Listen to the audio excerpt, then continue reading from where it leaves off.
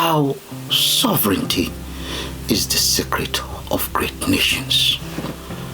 This is the topic we're going to discuss today, friends. Sovereignty. In our answer to what is sovereignty? Sovereignty is a supreme status of nationhood associated with the highest national authority of an independent nation. A national authority is said to be sovereign when it independently have the political, economic and technological capabilities enough to allow such nation assume the role of determining the destiny of other nation or nations, regardless to the view of any other nation on the subject, as well as a permanent seat of advanced level of supremacy among the committees of nations in the world. The word sovereignty is a combination of two words which are sovereign and authority, thus referring to the supreme authority of an independent nation of a sovereign status. A national authority with a sovereign status enjoys an advanced level of supremacy among the committee of nations. Examples here are the United States of America, China, Russia, and the United Kingdom. So there are only 4 sovereign nations so far now in the world. By categorizing national authorities of nations into sovereign, independent, and colony, one can confidently say, think of a national authority of a colony as a baby in the custody of the mother, which is the colonizer.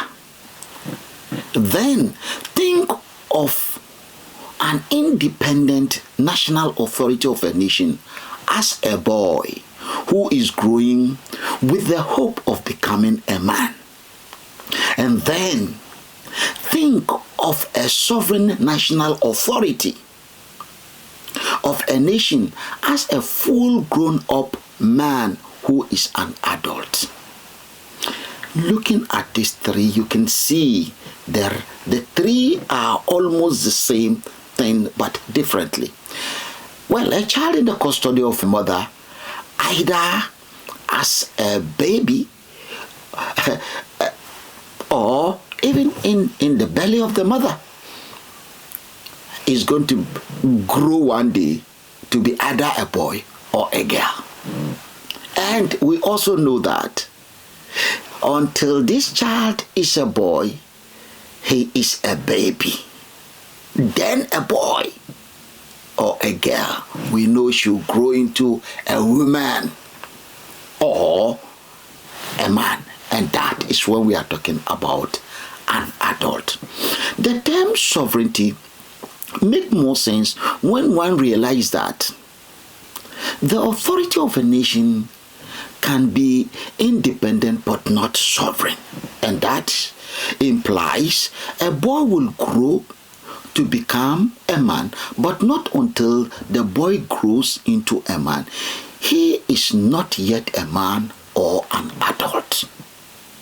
So, the independent status of a nation implies that nation is no more a colony, while the independence is a precondition of becoming sovereign. Every sovereign nation is independent, but not every independent nation is sovereign, since the latter is a precondition to the former. every independent nation in the world is a member of the United Nations, as being independent is precondition to the United Nations membership.